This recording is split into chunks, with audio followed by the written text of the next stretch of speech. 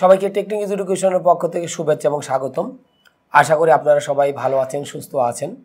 তো আজকে আমরা যে বিষয়টা নিয়ে আলোচনা করব সেটা হচ্ছে ড্যাগলিং মডিফায়ার, বা এটাকে অনেকে আমরা ইলজিক্যাল পার্টিসিপল বলে থাকি, মানে অযৌক্তিক পার্টিসিপল যেটা আছে সেটা। তো তার পার্ট ওয়ানটা নিয়ে আমরা মূলত আজকে একটু আলোচনা করব যে ড্যাগলিং মডিফায়ার বা ইলজিক্যাল পার্টিসিপল গুলো আমাদের সাধারণত কীভাবে হয় বা হইতে পারে। তো এই টপিকসটা আলোচনা করার আগে বা বোঝার আগে আমাদেরকে অবশ্যই কিন্তু পার্টিসিপল সম্পর্কে কিন্তু আমাদের বেসিক আইডিয়াটা কিন্তু লাগবেই। এই বেসিক আইডিয়াটা যদি আমাদের না থাকে তাহলে কিন্তু আমরা এই যে ড্যাগলিং মডিফায়ার বা যেটাকে আমরা কি বলছি ইলজিক্যাল পার্টিসিপল, এটা কিন্তু আমরা সঠিকভাবে কিন্তু আমরা করতে পারবো না। তো এই কারণে আমাদের ড্যাগলিং মডিফায়ার বা ইলজিক্যাল পার্টিসিপল করার আগে আমাদের পার্টিসিপলগুলো সম্পর্কে আমাদের আগে A to Z কী করতে হবে, জানতে হবে। তো এখন আমরা কিন্তু সবাই মোটামুটি জানি যে পার্টিসিপল একটু বেসিক আমি একটু আলোচনা করছি যে পার্টিসিপল হচ্ছে আমাদের মূলত কয় ধরনের, 3 ধরনের। একটা হচ্ছে প্রেজেন্ট পার্টিসিপল, পাস্ট পার্টিসিপল, আর একটা হচ্ছে আমাদের কি পারফেক্ট পার্টিসিপল। তো প্রেজেন্ট পার্টিসিপলের বিষয়টা কিন্তু আমরা জানি যে আমাদের ভার্বের সাথে ম্যাক্সিমাম ক্ষেত্রে আমাদের কি করতে হয়, আইএনজি যুক্ত করতে হয়, এটা আমরা সবাই জানি। এটা হলো আমাদের প্রেজেন্ট পার্টিসিপল।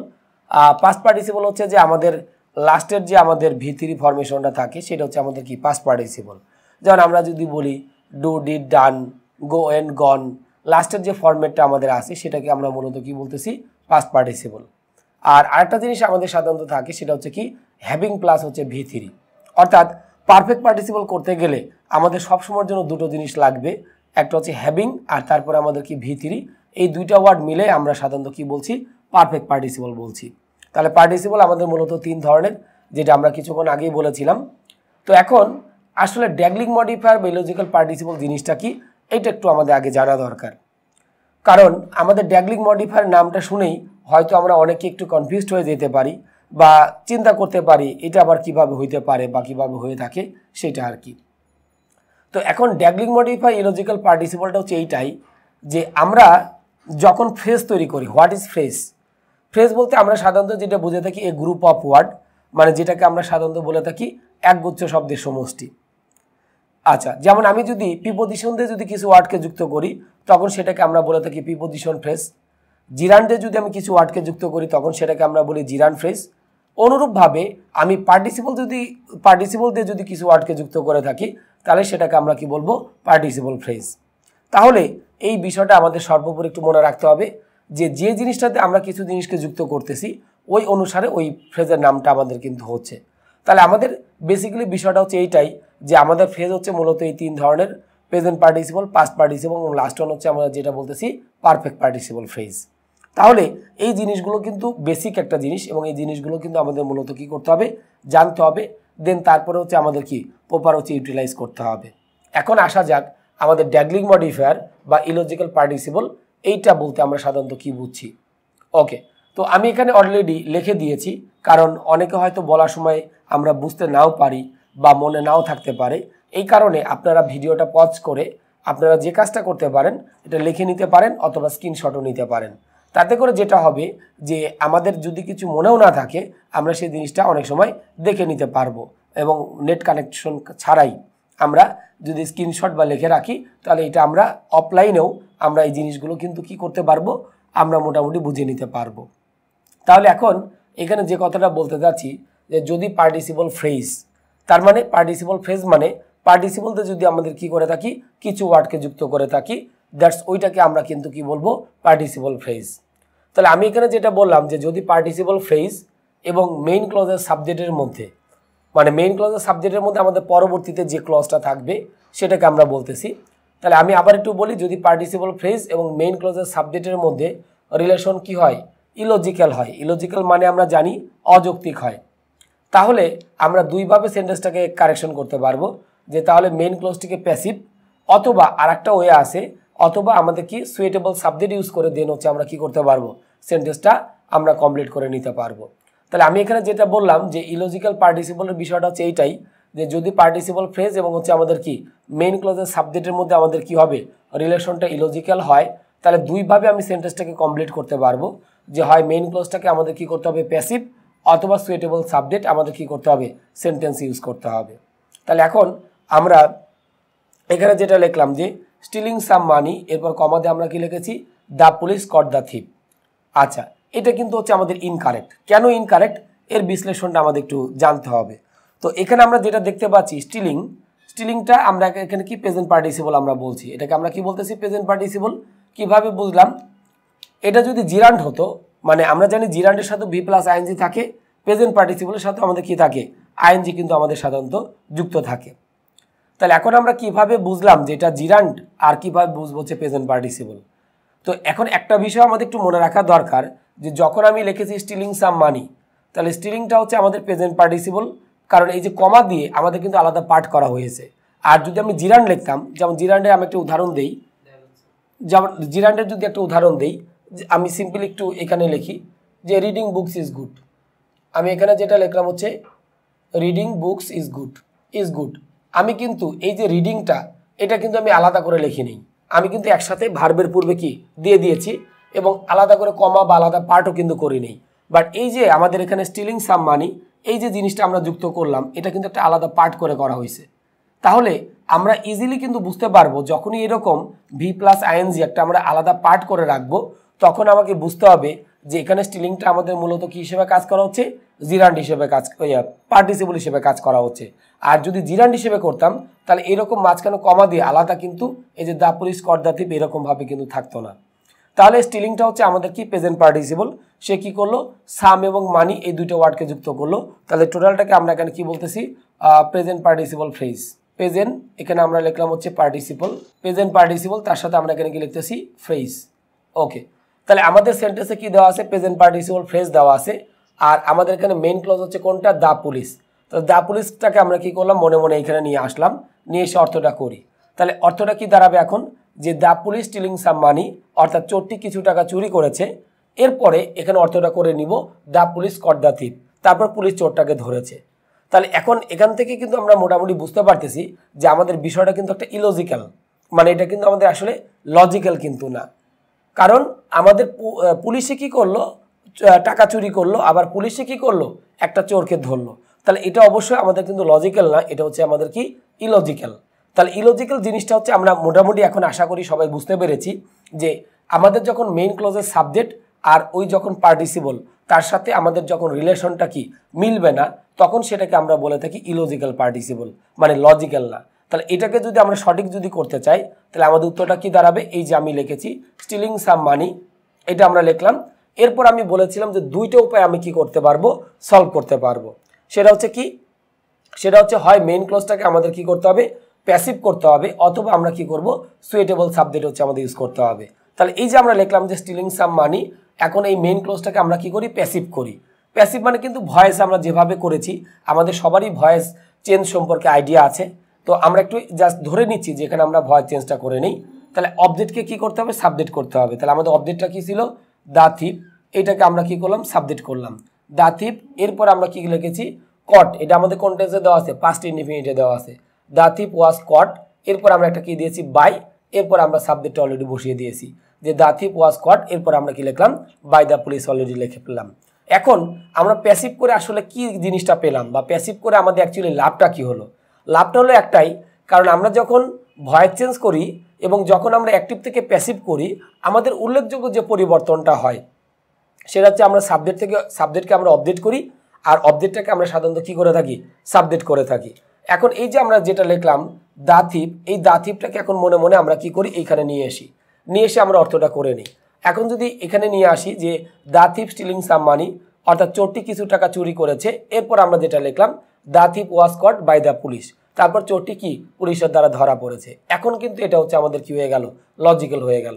কারণ যেহেতু চোর টাকা চুরি করেছে এবং সে হচ্ছে পুলিশের দ্বারা ধরা পড়েছে, দ্যাটস, এটা কিন্তু লজিক্যাল। বাট আগের আমাদের যেগুলো ছিল সেগুলো কিন্তু আমাদের কি ছিল, ইলজিক্যাল ছিল। তাহলে এইটা হচ্ছে আমাদের কি, যে লজিক্যাল আর ইলজিক্যালটা বোঝার একটা উপায়।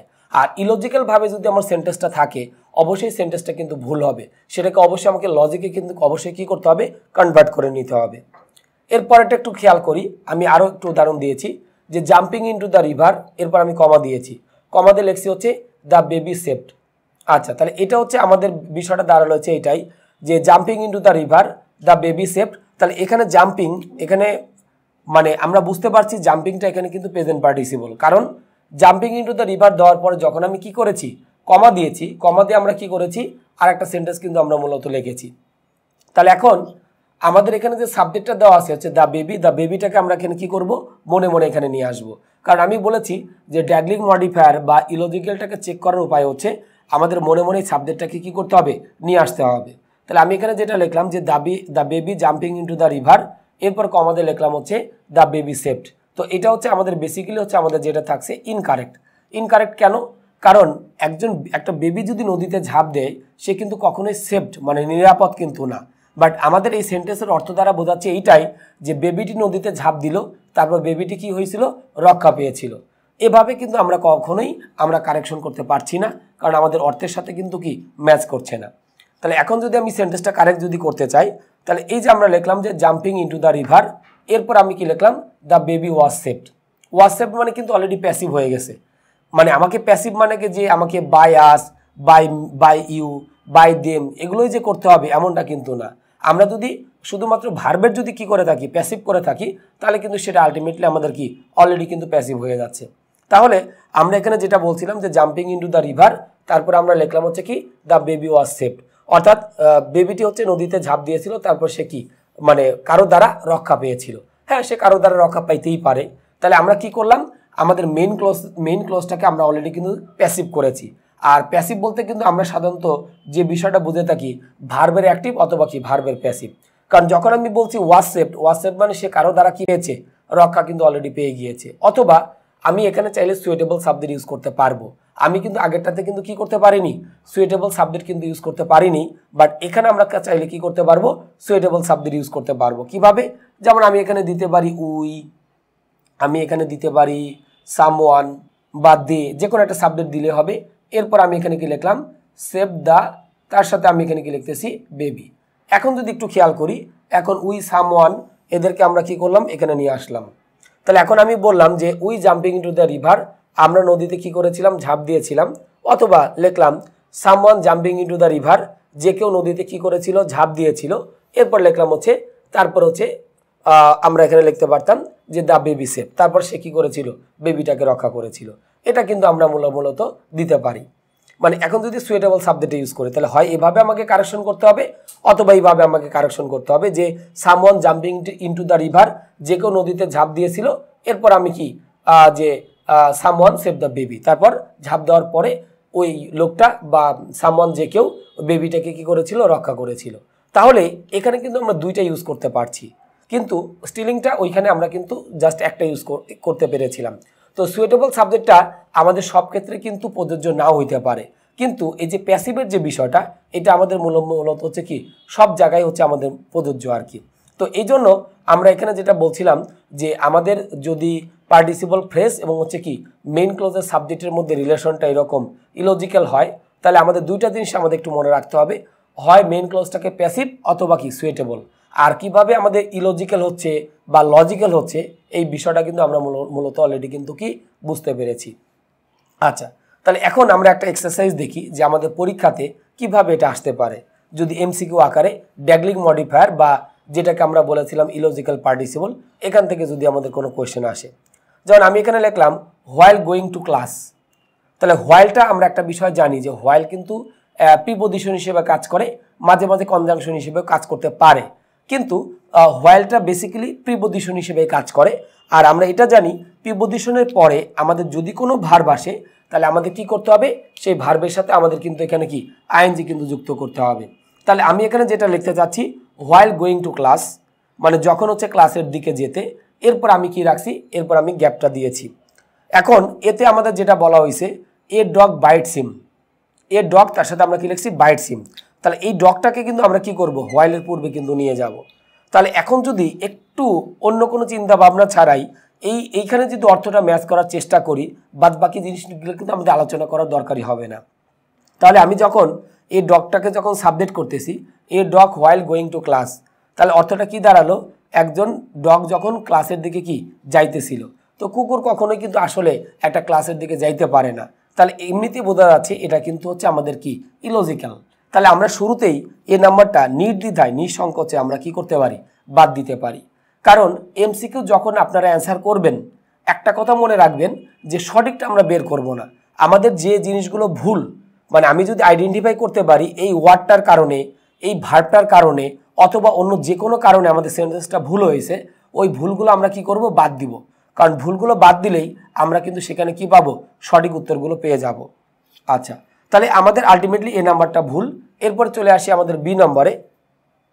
বি নম্বরে আমাদের যেটা বলা হয়েছিল যে while going to class he was beaten by a dog. তাহলে এখন এই হিটাকে আমাদের কি করতে হবে, মনে মনে এখানে নিয়ে আসতে হবে। তাহলে এখন যদি আমরা এখানে লিখি যে হি হোয়াইল গোয়িং টু ক্লাস, সে যখন ক্লাসের দিকে যাইতেছিল, তারপর আমি লিখলাম যে হি was beaten by a dog. তো সে তো আর নিজে নিজে কামড় খাইতে পারে না, একটা কুকুরের দ্বারা একটা কুকুর তাকে কামড়িয়েছিল। তাহলে এটা আমাদের হতে পারে যে একজন মানুষ ক্লাসের দিকে কি যাইতেই পারে এবং সে কুকুরের দ্বারা কামড় খাইতেই পারে। তাহলে বি নম্বরটা লজিক্যাল, সো আমি এটা কাটছি না, এটা আমি রেখে দিচ্ছি। কিন্তু এমসিকিউর ক্ষেত্রে আমাদের নিয়ম হচ্ছে যে সবগুলো অপশন আমাদের কি ভালোভাবে পড়া এবং তারপর আমরা ডিসিশন নিব যে কোনগুলো আমাদের কি করতে হবে, বাদ দিতে হবে। তো সি নাম্বারটা যদি আমি একটু খেয়াল করি, a dog was beaten by him, তাহলে এখানেও সাবজেক্টটা কিন্তু এ ডগ। তাহলে এটাও যদি আমরা এইখানে নেই তাহলে অর্থটা কিন্তু ওই একই দাঁড়াচ্ছে, একটা কুকুর যখন কি ক্লাসের দিকে যাইতেছিল। তাহলে আমি কিন্তু এ নাম্বার আর সি নাম্বারটা কোনোটা কিন্তু আমরা পার্থক্য কিন্তু পাচ্ছি না, কারণ আমি আগেই বলছি যে এটা যে ইলজিক্যাল বা এটা যে মিলছে না, আমরা কিন্তু বুঝতেই পারছি একটা কুকুর কখনোই ক্লাসের মধ্যে থাকতে পারে না, ক্লাসের দিকে যাইতে পারে না, কারণ তার স্থান কিন্তু সেটা না। তাহলে এ নাম্বার আর সি নাম্বার একই রকম, কারণ সাবজেক্ট আর হচ্ছে আমাদের যে পার্টিসিপল যেটা ছিল এটার সাথে অলরেডি কিন্তু কি ম্যাচ করছে না। তাহলে এ নাম্বার বাদ, সি নাম্বারও কিন্তু বাদ। এখন আসি আমাদের ডি নাম্বারে। ডি নাম্বার, বি আর ডি দুইটার মধ্যে কিন্তু যে কোনো একটা উত্তর হবে। তাহলে এখন আমি যদি সাবজেক্টটাকে এইখানে নেই যে হি হোয়াইল গোয়িং টু ক্লাস, এটা কিন্তু আমাদের বেসিক্যালি কি যে আমরা মিলতে পারে যে একজন মানুষ এই ক্লাসের দিকে কিন্তু সে কি করতে পারে, যাইতেই পারে। যে হি হোয়াইল গোয়িং টু ক্লাস, সে যখন ক্লাসের দিকে কি করতেছিল, যাইতেছিল। এরপরে যেটা বলা হয়েছে হি বাইটস এ ডগ, তো সে কি করছে, একটা কুকুরকে কামড়াইছে। এটা মানুষের পক্ষে আসলে অ্যাকচুয়ালি আমাদের পসিবল না, একজন মানুষ কখনো একটা কুকুরকে কি করতে পারে না, কামড়াইতে কিন্তু পারে না। তাহলে আমরা এখানে ডি নাম্বারটা আলটিমেটলি আমরা কি করব, আমরা হচ্ছে বাদ দিয়ে দিব, কারণ আমাদের এটার সাথে অর্থটা ম্যাচ করছে না। তাহলে এ, সি এবং ডি এই তিনটা হচ্ছে আমাদের সাধারণত বাদ। তাহলে এখন আমাদের এই তিনটা যদি আমরা ভুলটা যদি বাদ দেই তাহলে বাকি যেটা আছে এইটাই কিন্তু হচ্ছে আমাদের মূলত সঠিক উত্তর। তাহলে এটার সাথে আমাদের অর্থটা ম্যাচ করে যে হি হোয়াইল গোয়িং টু ক্লাস, সে যখন ক্লাসের দিকে যাইতেছিল, এরপর আমি লিখলাম হি was beaten by a dog, তখন মানে সে একটা কুকুরের দ্বারা মানে কামড়িয়ে রেখেছিল বা এরকম ধরনের অর্থটা আমরা অ্যাকচুয়ালি কি করে নিতে পারি। তাহলে আমরা আশা করি যে ড্যাগলিং মডিফায়ার রিলেটেড যে জিনিসগুলো আমাদের জানা দরকার, ড্যাগলিং মডিফায়ার কি আমি প্রথমে মুখে বলেছি, তারপর হচ্ছে সংজ্ঞায় আমি এখানে লিখেও দিয়েছি সংজ্ঞাটা, অ্যাকচুয়ালি ড্যাগলিং মডিফায়ার কি বা কিভাবে আমাদের সেটা সলভ করতে হবে সেটা কিন্তু আমি লিখে দিয়েছি। এরপরে আমাদের ড্যাগলিং মডিফায়ারটা কিভাবে সলভ করব, মানে ড্যাগলিং মডিফায়ার বা যেটার আরেকটা নাম আমি লিখে দিয়েছি পাশেই, ইলজিক্যাল পার্টিসিপল, মানে অযৌক্তিক পার্টিসিপল, তো একই জিনিস। তো সেটা আমরা কিভাবে সলভ করব এটা কিন্তু আমি প্রথমে দুটো সেন্টেন্সের মাধ্যমে কারেকশন করে দিয়েছি। এরপরে আমরা কিন্তু এমসিকিউর মাধ্যমেও আমরা অলরেডি এই জিনিসগুলো দেখিয়ে দিয়েছি। তো আশা করি আমরা এই বিষয়টা মোটামুটি ভালোই বুঝতে পেরেছি। তো এরপরেও আমরা যদি এই টপিকস থেকে যদি কোনো প্রবলেম থাকে বা যদি কোনো সমস্যা থাকে, সেটা যে কোনো ওয়ার্ডে হইতে পারে, যে কোনো আমাদের এই সংজ্ঞার ক্ষেত্রে হইতে পারে, অথবা আমাদের কোনো এক্সাম্পল হইতে পারে, আপনারা অবশ্যই আমাদের এই ভিডিওর নিচে যে কমেন্ট অপশনটা আছে সেখানে অবশ্যই আপনারা আপনাদের কমেন্টগুলো জানাবেন। আমরা চেষ্টা করব যত দ্রুত সম্ভব আমাদের টেকনিক এডুকেশনের পক্ষ থেকে সেই প্রবলেমগুলো আপনাদের সলভ করে দেওয়ার জন্য। তো আমাদের ড্যাগলিং মডিফায়ার পার্ট 1 এ পর্যন্তই, আশা করি সবাইকে আমরা পার্ট 2তে পাবো। তো পার্ট 1 এ পর্যন্তই। তো সবাই ভালো থাকবেন আর দেখতে থাকবেন আমাদের টেকনিক এডুকেশনের সমস্ত ভিডিওগুলি। খোদা হাফেজ।